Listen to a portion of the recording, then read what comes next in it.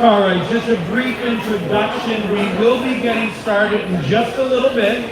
If this is your first time here, we do Tuesday night trivia every week where we talk about the 70s and the 80s and an era way before Google or Siri or Alexa was even a thing. At best, we had 0 on the telephone for the operator, and sometimes she didn't even want to give us the answer. So stay tuned. We get started right around 7. I'll turn everything down before we get started. You'll be able to hear better then.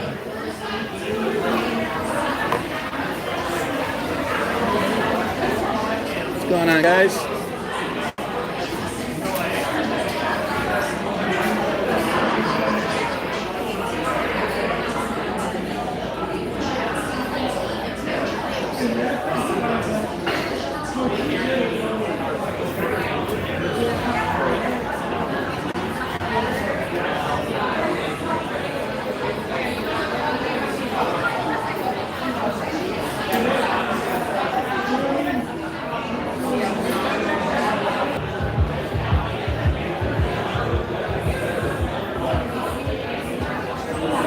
Got apple from the first bite, so it was a little weird.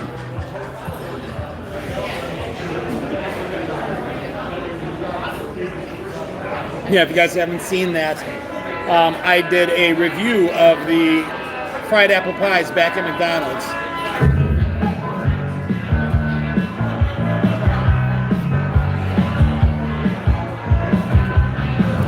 Ryan Sandberg for me, 23. It didn't really burn me too bad.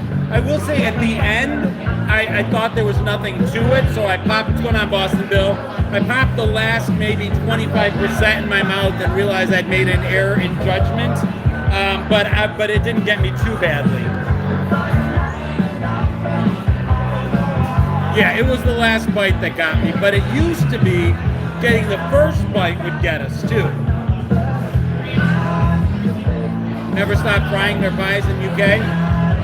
I gotta try. People have told me that there's a gas station chain here called QT, and they're supposed to be pretty good. And then somebody said Popeyes, so I might do a taste test.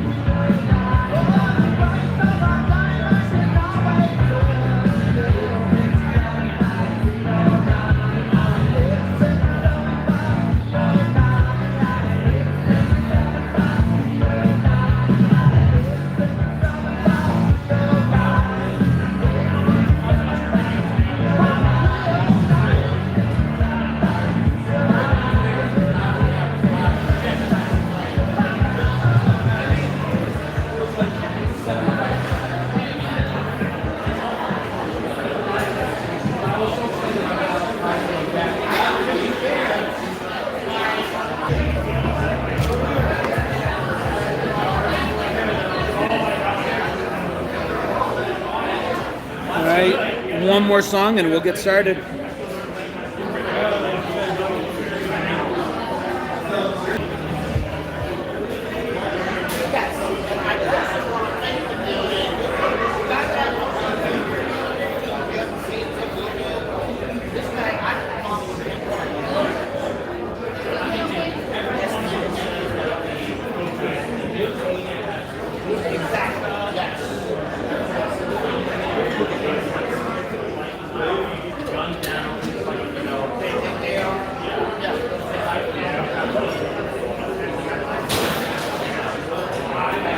Hey! You guys need a pen? Yeah, I'm good because I got one. All right. They should be right off of the seat.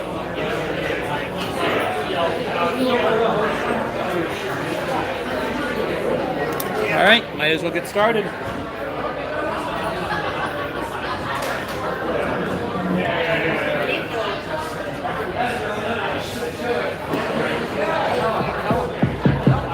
All right. Welcome to Tuesday Night Trivia at Hickory Tavern, where we go back in time every Tuesday to an era where you knew who wore short shorts, where you had a headache this big and it had Excedrin written all over it, and you knew that plop plop fizz fizz meant the way to fix your stomach. Also, ROLAIDS is how we spelled relief. Rolate spells relief. How's everybody doing tonight? So we've got 4 rounds for you tonight. You're going to want to go ahead and mark each sheet with a name, come up with something so that I can give you credit for your intelligence, or the inverse of that if your answers aren't correct. But don't worry, I won't make fun of you if the answers are wrong. Maybe. Liar. So the first round is going to be name that band. So the answer is going to be a name of a band. I'm going to give you a clue, and then we're going to play a little bit of a song, and between the clue and the song, you should get at least 8 or 9 of these. If you knew how to use a phone book, if you ever let your fingers do the walking, you should probably be okay with this. Starting us off with number 1. This band was named after a villain from the movie Barbarella. This band made looking pretty, brooding on yachts, and over-enunciating vowels feel like an Olympic event. And the bonus hint is the band's first name was also its last name. And here's their song.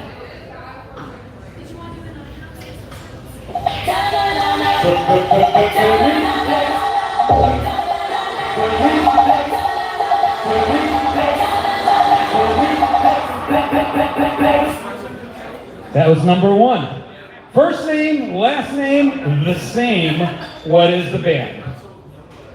Number 2. This band gave us one of the most famous opening piano riffs ever. Plus, it was about a small town girl, a city boy, and a midnight train going anywhere. Midnight train going anywhere. Back 40 plus years. Might be close to 50, if that's possible. Crazy. All right, this band, their name basically meant you were in serious trouble. Up a creek without the proverbial paddle, so to speak. And somehow they turned MTV, guitar riffs, and appliance store jealousy into one of the biggest songs of the 80s. Now remember, their name means you're in trouble, basically. That's the way you do it. Number 4. Everybody's caught up? This band is from New Jersey, and they made Aquanet look really good. This band had tight pants, big hair, and made New Jersey a premium destination. And here's their song.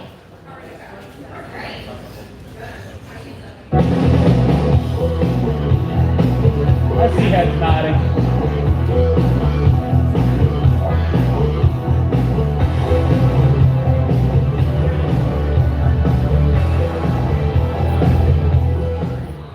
Tommy used to work on the docks. All right, number 5. This trio invented social distancing before social distancing was a thing, with their song, Don't Stand So Close to Me. The songs definitely help. Number 6. This band made keyboards acceptable in hard rock. Jump kicks mandatory, and guitar solos feel like someone had recreated electricity on stage. 2 frontmen, 1 band. Here's their song.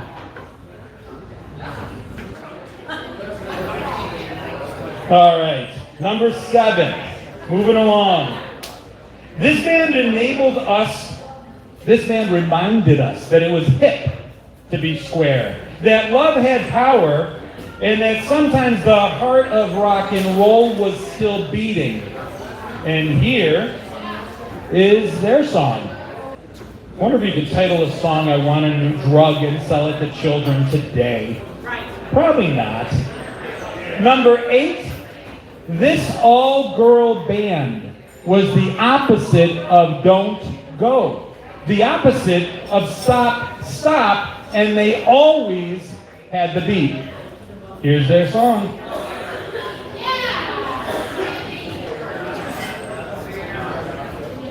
Number 9, this band made beards, sunglasses, hot rods, and blues rock feel like a lifestyle choice. Big beards, bigger songs, and here's theirs. Name the band.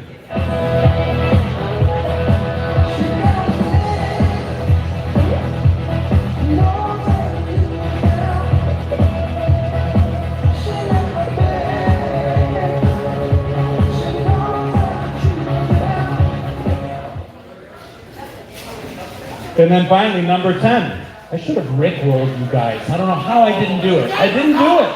I thought about it. I meant to do it. I didn't do it. So number 10, this Australian band had all of America wondering what a Vegemite sandwich was.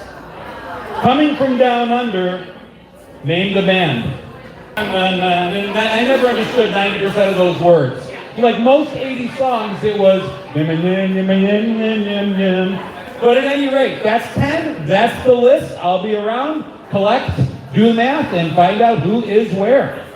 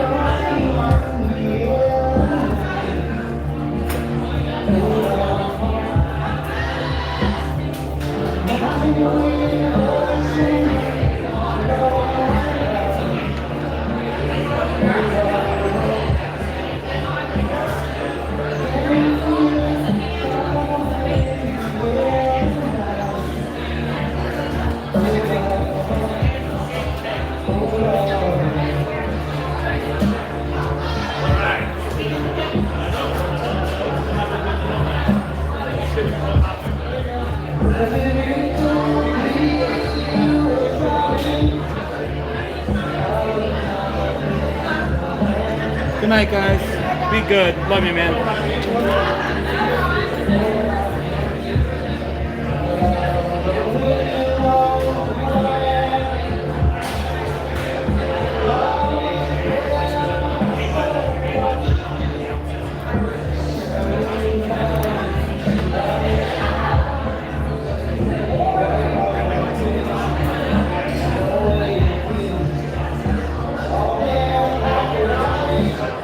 It kills me to turn that off before the drum solo. Absolutely kills me. Because we need to get going. This is a long game. People have lives to live. And I don't recall asking. All right, for round 1, it was tight. As expected, most of you knew most of them, but before I made fun of who didn't know them all, let's go over the answers. And as an answer sheet, nope, can't use them because they didn't get them all.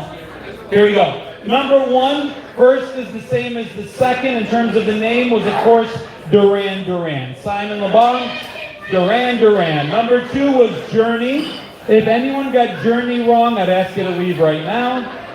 Dire Straits, Bon Jovi, The Police, Van Halen, Huey Lewis and the News, The Go-Go's, ZZ Top, and Shrinky Dinks put Never Knew the Name. Well, Never Knew the Name was, anybody? Men at Work.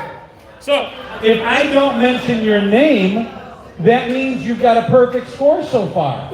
If I do mention your name, that means you're headed for a participation trophy and you better step it up next round. McKing Table, where are you? Yeah, more like McSurf. Not doing so great. 7 points. Shrinky Dinks, where are you? Doing great. 9 points. I burned myself to pieces on Shrinky Dinks. Whoever thought putting a metal pan into an oven for a 6-year-old was a good idea? But that's how we grew up. Jarts and fire. Lollipops got us 8 points so far. Know-it-alls, apparently really badly named, but you knew it most because you got 9 points. And everybody else, you guys got 10 as we go into round 2. Let's see how you do with round 2. Now, round 1 was named the band. Round 2 is named the show. I'm going to give you a little description, and I'm going to tell you the town that the show took place in, and you have to write the name of the town, or the name of the show. So, for instance, if we were talking about recent history, and I said Sex and the City in New York City, the show would be Sex and the City. I'll give you the name of the town, and the title is what you've got to give me. So, number 1. This show gave us small town crime, gossip, and one of the most suspicious murder rates in television history. If you saw this female author walk into a room, you'd better be walking out. And this mayhem and murder happened in Cabot Cove, Maine. An author battling crime and murder in Cabot Cove, Maine.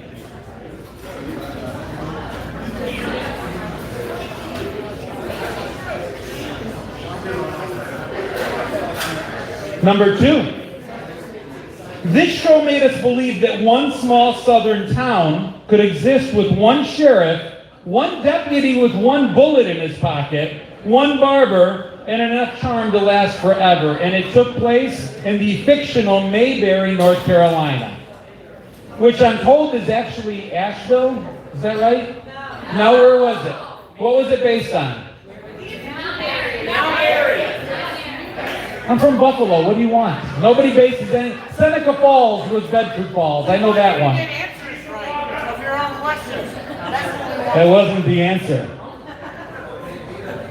You better hope I'm not deciding on a tiebreaker with you today.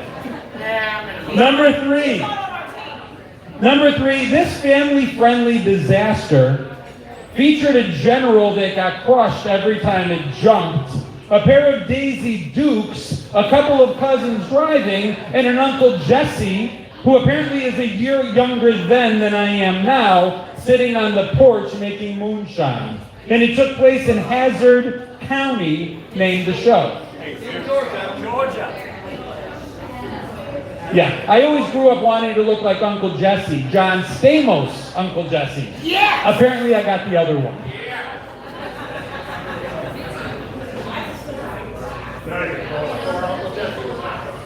Well, he's Greek, so it's close. Number 4. Number 4 taught us that if you have a diner, a garage, a jukebox that responds to a fist bump, and teenagers telling one another to sit on it, no matter what the problem was, it could be solved in 30 minutes. And it took place in Milwaukee, Wisconsin.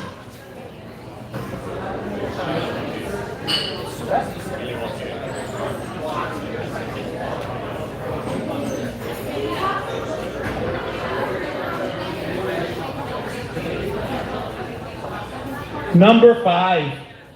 Number 5 told us that life on the prairie was tough. We had to deal with addiction, mom getting like some sort of infection that made her contemplate cutting off her leg, burning orphanages and blind schools, and it took place on Walnut Grove, Minnesota. Trauma delivered weekly in a bonnet. Name the show.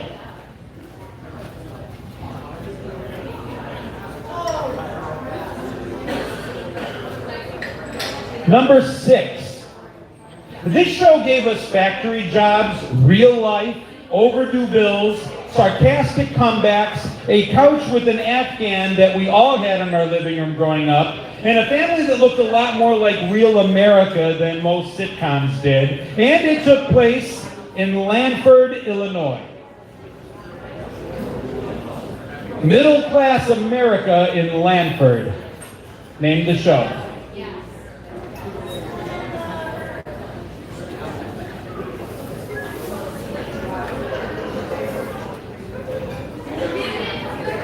You guys got it.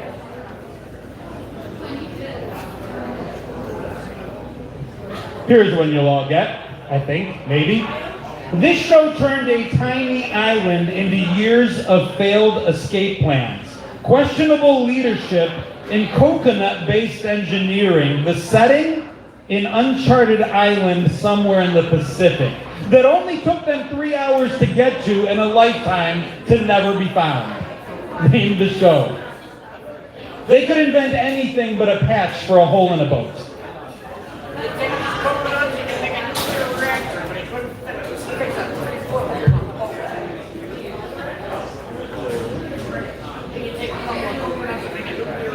Number 8 brings us squarely into the 1980s, and it's a show that gave us a private investigator, a Ferrari, shorts that really were too short to be seen on daytime, nighttime television, and the world's greatest mustache.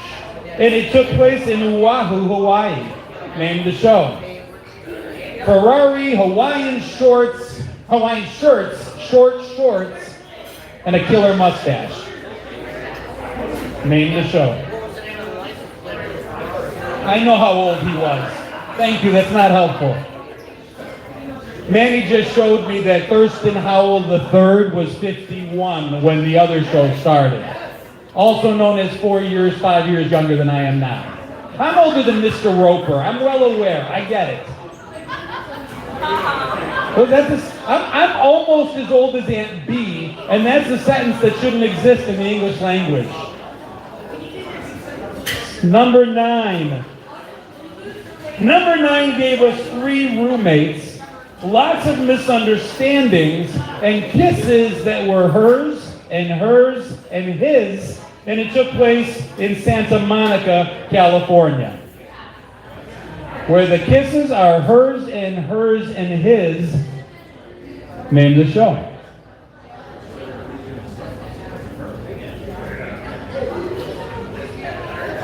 And then finally, number 10. This show gave us a Boston transplant that worked as a radio psychologist whose life was far more complicated than any of the people he tried to help, and he did it all in Seattle, Washington. Name the show. And that's 10. So let's see if know-it-alls knows a little more, or if any of you perfect scores drop one. We'll find out in just a few minutes.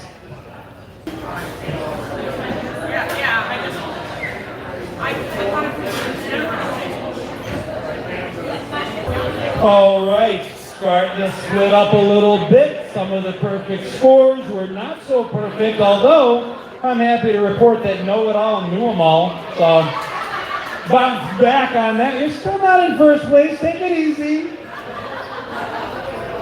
Number 1, Murder, She Wrote. If you see Jessica walk in your door, you walk out. No doubt about it. The fact that they didn't question her even once, I don't get it. Number 2, The Andy Griffith Show. Number 3, The Dukes of Hazzard. Number 4 was Happy Days. Number 5, Little Trauma on the Prairie, Little House on the Prairie. Roseanne got a couple of you. There were 2 middle-class shows, and some of you thought Married with Children. Close, but it was Roseanne. Gilligan's Island, Magnum P.I. with that perfect mustache. Three's Company were hers and his. And then finally, Frasier was our Boston transplant, moving from Cheers to his own show, Frasier. So, we don't have as much perfection in the world today as we did 3 minutes ago, but hanging tight with 20 points, we've got Salem's Lot, we've got Tahoe Blue, we've got Smarty Pints, we've got Old Budweiser, and we have possibly my favorite name so far, Live, Love, Toaster Bath. Know-it-all's right behind at 19. Tres Amigos, Tipsy Tots, Shrinky Dinks, all at 19. A couple of 18s and so on. We'll see how it plays out. It's going to get a little harder. Round 3. We had amazing toys growing up, and the most amazing thing about them was there was no warning labels. I think jarts were created, and on the box it says for 6 and up. Suggested age. It wasn't even a mandate, it was a suggestion. It's hard to hit 6-year-olds. They haven't seen it, it evens it out. They're smaller targets. So I'm going to describe a toy. You guys are going to tell me what the toy is. Now, if the toy I describe sounds like another toy and you want to make your case for being right when I tell you you're wrong, that's not how this works. So, there's one answer, it's mine. We might as well be playing match game. Figure out what it is I want you to choose. Starting us off at number 1. This game taught us that surgery involved tweezers, a red nose, no medical license, and the ability to remove butterflies from a stomach or a funny bone from an arm without administering what was basically adolescent electroshock therapy. Name the toy.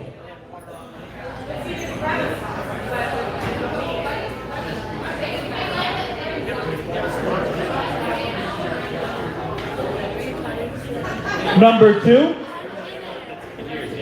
This toy kind of made it look like you were looking through binoculars at the neighbor's house, but instead it let you view 3D images of everything from like Disney cartoons to national landmarks. You just clicked your way through a slideshow that kind of was like the Walkman version because it was for your eyes only.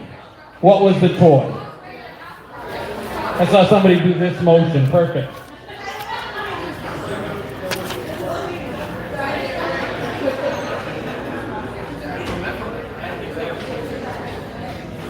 Number 3, this doll ate, you could feed her, drank, and then immediately made parenting look disgusting by demonstrating exactly where all that food eventually ended up. A very true-to-life doll. Name the doll. Got it, Wirehead.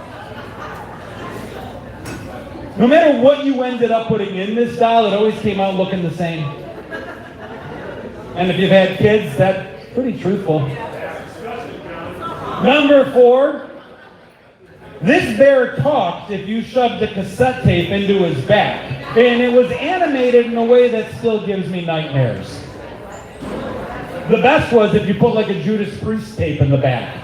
Or Metallica. Oh, I did.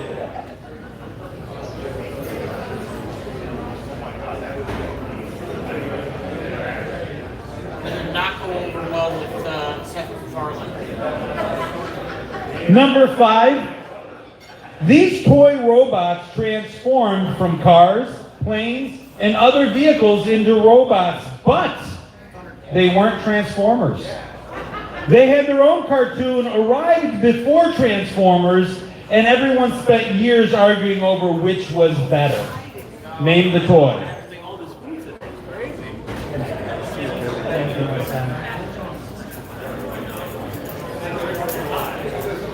I asked for Transformers, I got these.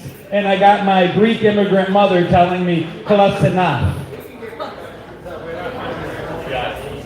Number 6, these tiny blue characters lived in mushrooms, had names based entirely on their personalities, and lived a blissfully happy life somehow with only one girl in the entire village.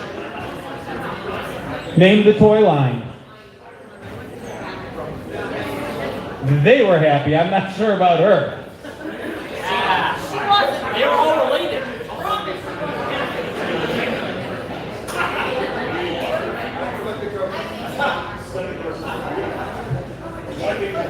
Number 7. He had the power. A battle cat and a twin sister named Shira.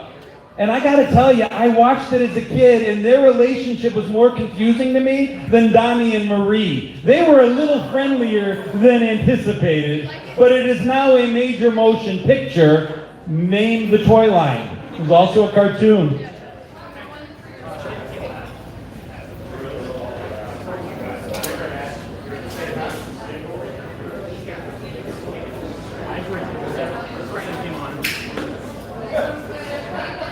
Number 8, let's see how many of you guys remember this one. It was a plastic hoop that went around your ankle while you did your level best to jump over it, as if it was some sort of jump rope without the rope and all the jump. But I'm pretty sure most dentists love this toy because we fell over and busted our jaws every time we tried. Just imagine a little ring around your ankle and you jumped over it every time it went around. There are 2 acceptable answers on this one, actually. Well, one was a ball that went around and one was a lemon, so it depends on which one you remember. Why we jumped over a lemon, I don't know.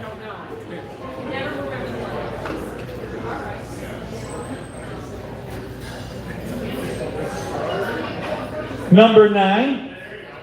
So for a generation of kids that our parents taught us nothing, no offense, Mom, but they really didn't. We had public service announcements on TV every 3 seconds. We had, Schoolhouse Rock trying to fill in the blanks. And we had toys that were basically just teachers. And one of them was an electronic learning toy that helped us learn how to spell with this painfully robotic voice that they tried to push upon us so badly that they eventually threw it on E.T. as a featured toy in that movie. Can you name the toy? An electronic toy that taught us how to spell.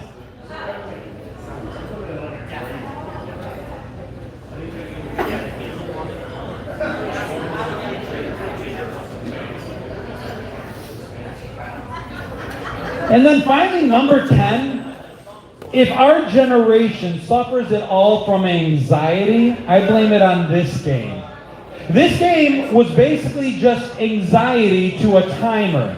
You would spin a timer, it would tick, tick, tick, tick, tick, tick, tick its way down as you tried to put shapes onto a board, and if you didn't get it done quickly enough, the whole thing exploded in your face. Name the toy. It was a race against time to drop things in their space. Every shape had a spot on the game. And when you didn't get there, it popped right up, and that was that.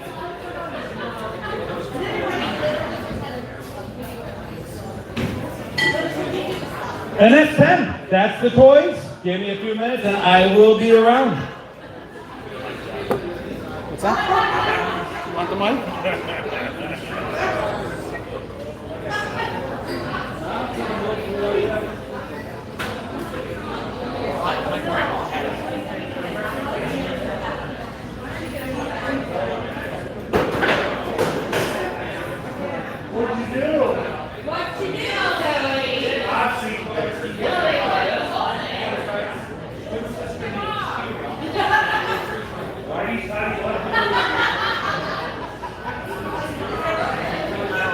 Around and collecting your scores. I think that there are some teams that need bonus points. Where are the lollipops? Where are the lollipops? There you are. Perfect. It's always you guys. We have the best time together. All right, so we're going to play a fun game, okay? It's called the age game, right? I'm gonna name 4 actors, right? And you're gonna guess whether John is older or younger than them. The answer is older. If you get 3 out of the 4, you get 5 bonus points. You're right back in the game, okay? All right, so no help from the peanut gallery. You guys all just watch along. Here we go. Number 1, it is Carol O'Connor on the first season of All in the Family, the Archie Bunker. Was he older or younger than John is right now?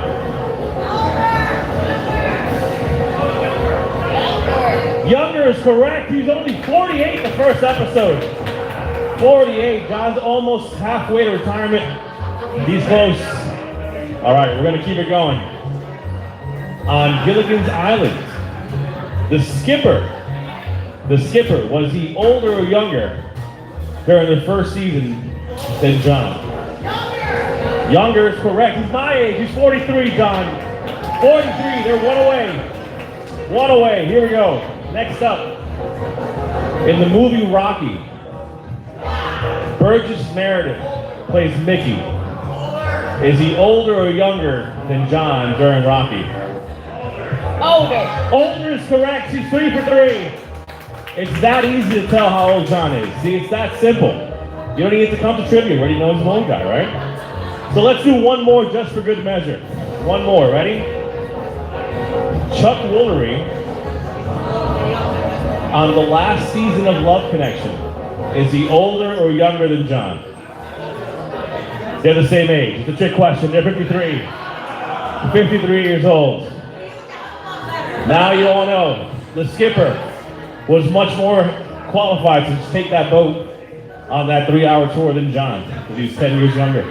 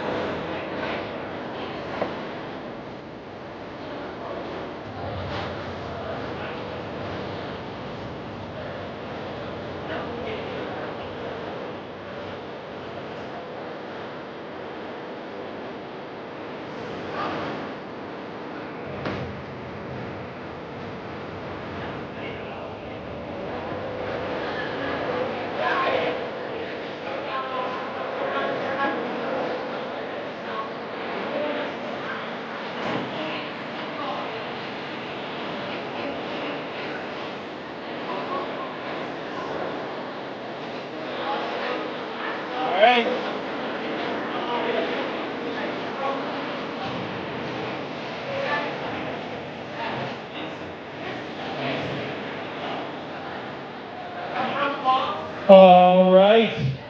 We continue to thin the herd, weed out the weak as we move along. But before we find out who is where, let's give some answers. Number one, it was Operation that shocked us. Number two, the Viewmaster was what we were looking for. Number three, Baby Alive did things she shouldn't have been able to do. Teddy Ruxpin, GoBots, Smurfs, He-Man, and the Masters of the Universe has the power. Skip It or Lemon Twist. I don't know why one of them had a lemon, but either way, that was the thing that made me look like I had structural difficulties in my knees. Number 9 was a Speak and Spell. And then number 10 was Perfection. So where are we at the moment? Well, we still have 2 teams with a perfect score. These were the people we hated in school, the people the teacher put in charge when she went to get a cigarette in the teacher's lounge.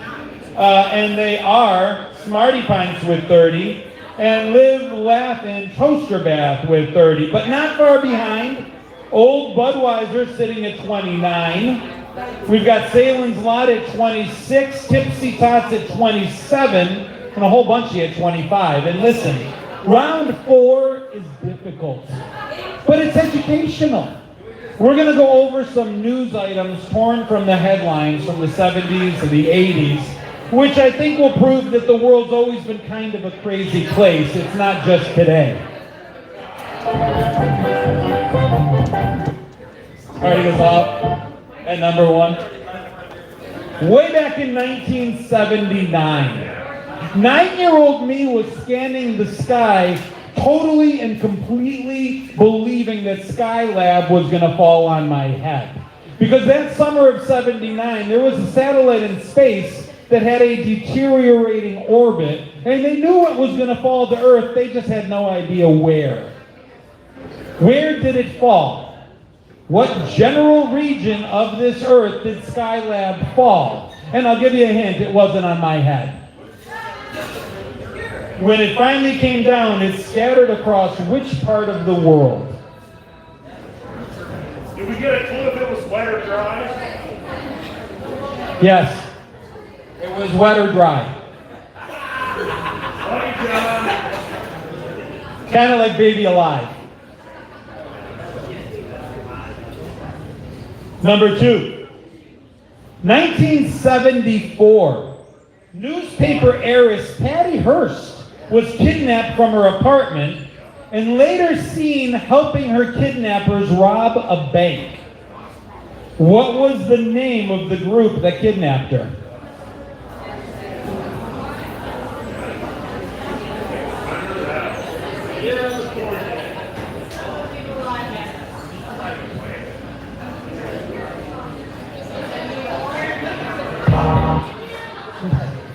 It was way back in 1974. Murph, you were born in 74, weren't you? There you go. You're also nearly Roper age. Congratulations. Number 3 finishes up our 70s, I think. Way back in 1976, a hotel in Philadelphia hosted an American Legion convention, and a mysterious outbreak gave a new disease its name. What was the name of the disease?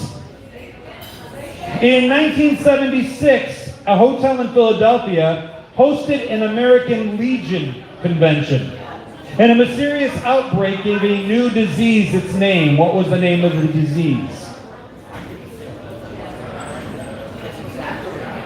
Yeah, there'll be no ties at the end of this round. I literally knew that as soon as you started. You knew that one? It's not as hard when you think about it, but we'll Watch a lot see. of documentaries. Moving into the 80s. 1987. Televangelist Oral Roberts got on television and through a stream of tears claimed that God was going to take him home unless he got how much money? Only in the 80s would a televangelist get on television and basically bribe the entire world. Spoiler alert, he got the money. So he stayed. Did we get a range? Is there a plus minus? We'll see. I mean, it's hard for me to say yes, because if somebody gets it, then I don't want to take away the fact that they got it. Televangelist Oral Roberts claimed that God was going to take him home unless people gave him this amount of money. Did he open a university with that money? I don't even know what he did with the money. Probably opened a university, but based on what televangelists did in the 80s, it wasn't to educate anyone. He bought a private jet? Doesn't surprise me. 1983. This woman got on board the Space Shuttle Challenger, but it was 83, not 86, and she survived being the first woman in space. What was her name? 1983 blasted off aboard the Space Shuttle Challenger and became the first American woman in space. Not to be confused with Krista McCullough, who didn't become a woman in space. Exactly.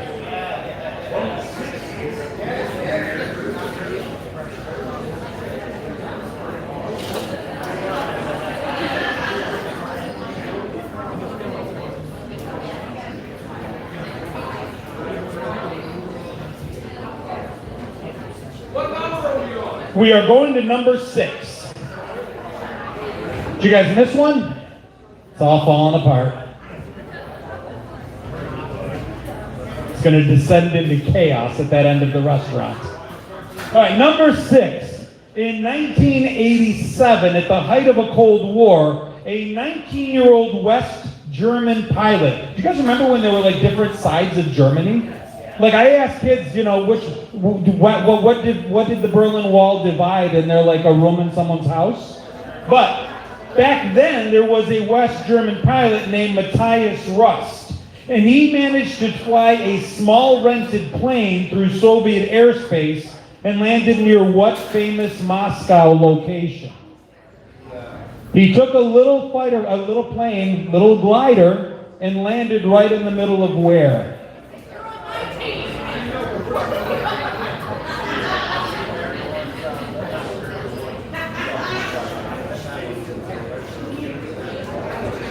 And now they get a little easier. Do we have any children in the house? I might have to be careful how I word this next one. Because we're going into the 90s now, and the 90s was a fever dream. The 90s was a mess. Starting us off in 1993, Lorena Bobbitt became one of the most infamous names in America after cutting off a part of her husband, John Wayne Bobbitt, driving it away, throwing it out her window into a field where the police found it, reattached it, and her husband, John Wayne Bobbitt, had a new career in what entertainment industry?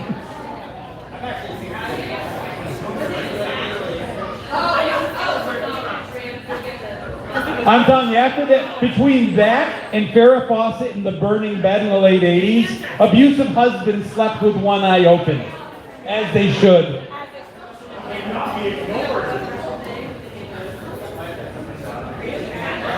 1997. Members of the Heaven's Gate cult. I gotta tell you, in modern times, I miss cults. In like the 80s and the 90s, we had a lot of an abundance of serial killers and cults. But in 97, we had one, and it was called the Heaven's Gate cult. And they believed the spacecraft was traveling behind a comet, and that leaving their bodies would allow them to board it. Well, we all know how it ended. They didn't, well, they might have, but it was very Jones-esque as they met their end. But what was the name of the comet they thought was taking them away?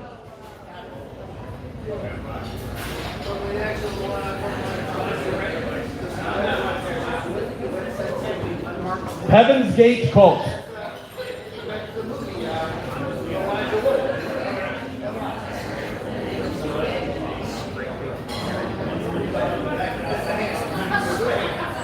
Everybody caught up? All right.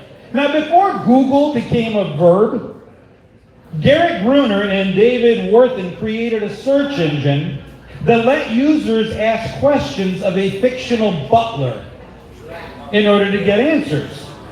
What was the name of the search engine / butler? What was the butler's name? Yeah, tell your kid. Before, there were a lot of search engines. Now we're down to like 2 or 3. And Google is the champ anyway, right? Nobody bings anything, no matter how hard they tried to make that work. And then finally, number 10. In 1990, this pop duo became the first act ever stripped of a Grammy Award after it was revealed that they didn't actually sing any of their songs. And when they were asked why they did it, I can only imagine they would have said, I don't know, blame it on the rain. Girl, you know it's true. Because Chris Cross knows what he is. Chris Cross. Christopher Cross. Make it jump. All right, that is 10. Let's see if anybody gets a perfect score this round. I'm betting probably not. But we'll see. I'll be around. What the? It's time for Operation Night. La Roche-Posay. Be right back on. 1 second. Technical difficulties, right? 1 second. I used to DJ at a roller rink, so this is happening. I still only use the record player. All right, we're back.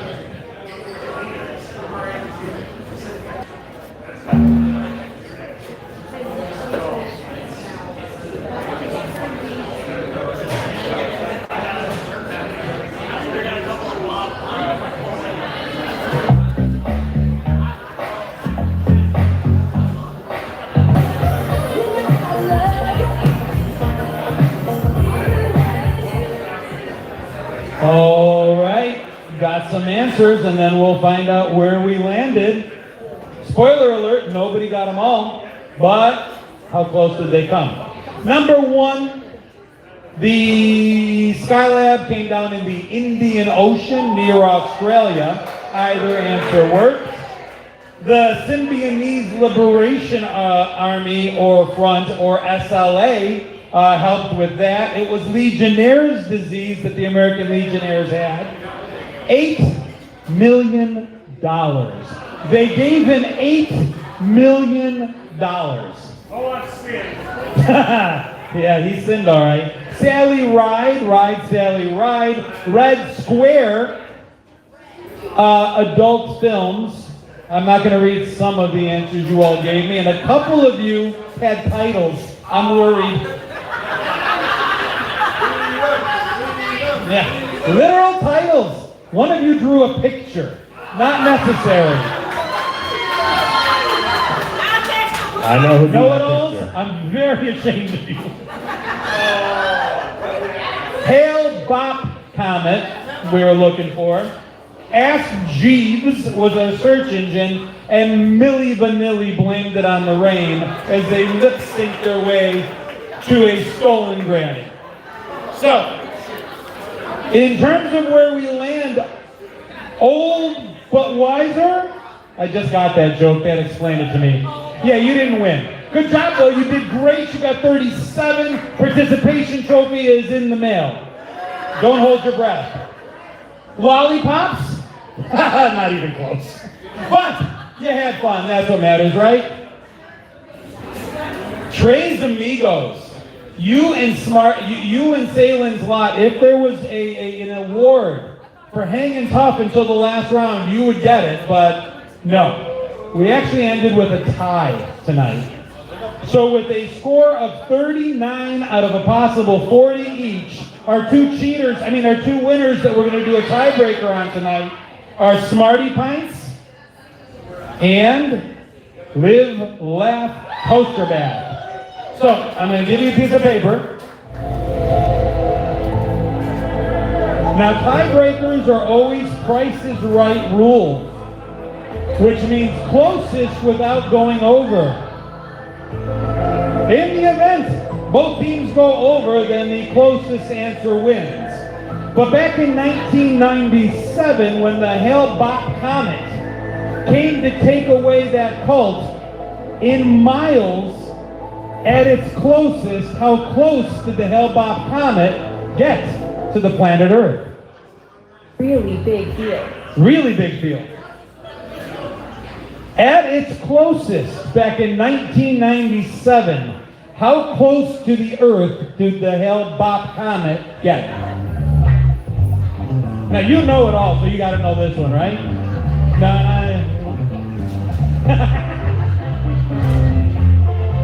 I'm like Schultz. I know nothing. That would have been my name on there. I'm like Alex Trebek. I'm real smart when my phone's giving me the answers.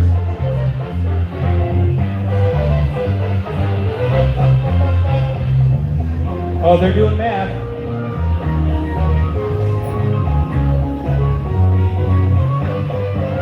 They're drawing more pictures.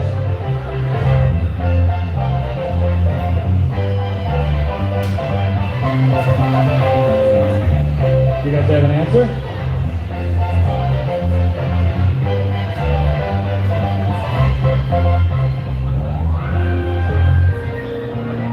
Do you have an answer?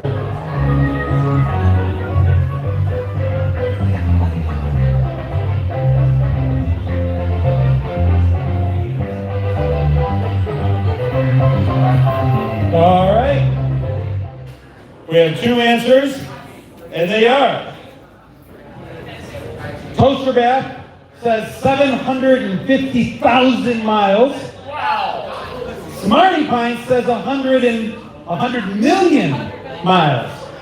So 750,000 versus 100 million. Who do we think? Plod for 750.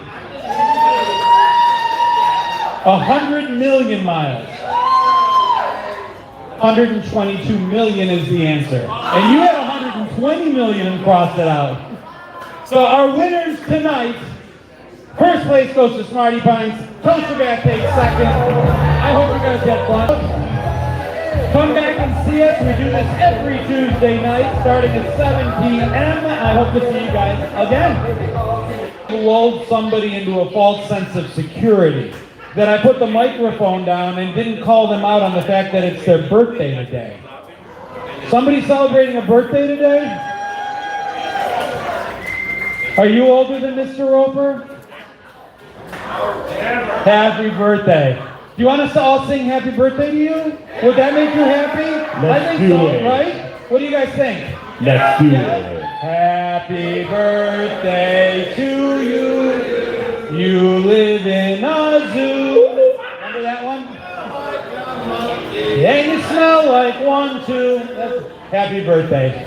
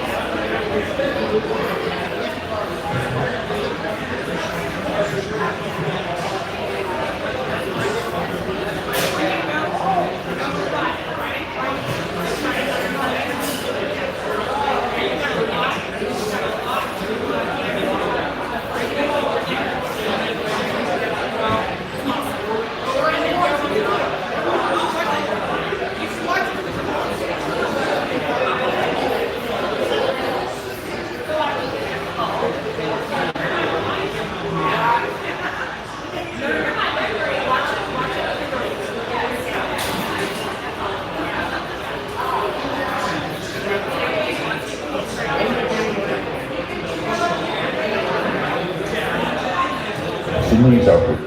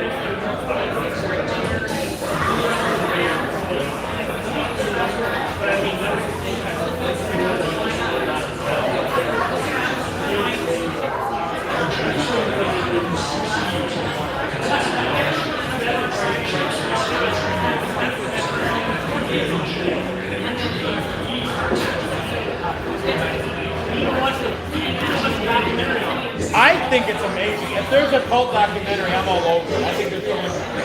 Just the methodology of how people fall victim to it.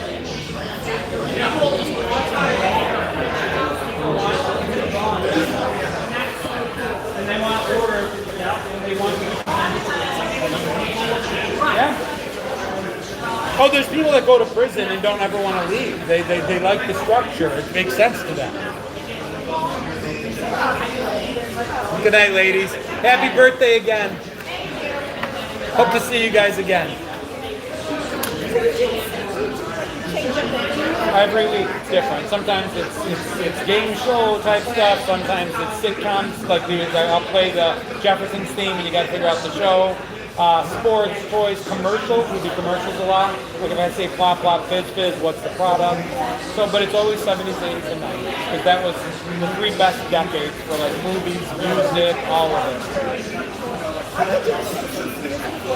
The 60s, and I mean, sure.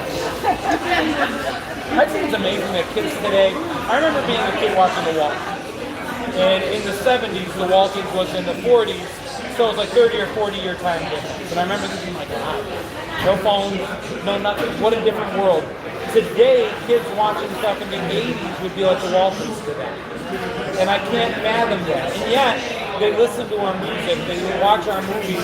We didn't listen to 1930s music, but they listen to 80s music. My daughter loves Fleetwood Mac. She's 14, she loves 70s music. She's playing Glenn Campbell the other day. Like, how do you even know? She's like, it's cool. I like that it's real music. I'm like, okay. That's what I mean. Yeah. Yes. It's real music. It's amazing. Nice chatting. All right, y'all. Final 50 still in here. Haven't seen a phone booth in a while. I'm going to wrap up. I'm going to take my stuff out to the car. Boston Bill's still in the house. Yes, I said car. And we'll say goodnight. Give me a few minutes.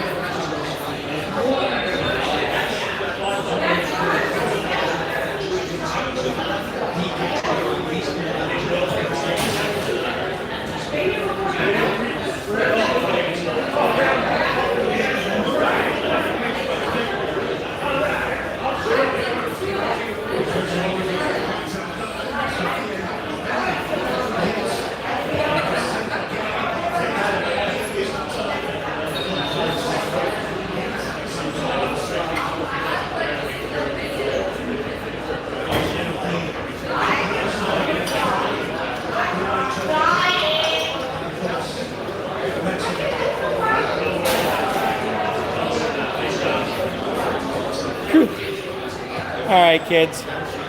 Definitely a good one tonight. Probably had 70 people in the house, which doesn't sound like a lot, but there was a good crew. Maybe more. I don't know. Packed house. It was fun. Jebediah, what car company do the following letters spell out when arranged properly? Chevrolet? Is there a V in there? There it is. Later, Gator. Good night, Linda. Appreciate you. Kevin, good seeing you, my friend. GenX Van Halen fan. I made sure to have Van Halen in there for you. Good night, everybody. Be good. I'm going to have a new 80s lyric video up shortly. They tend to do really well. If you guys can check back around 9:30, or if when you see it, share it. It really does help me a lot. Love you guys. Peace.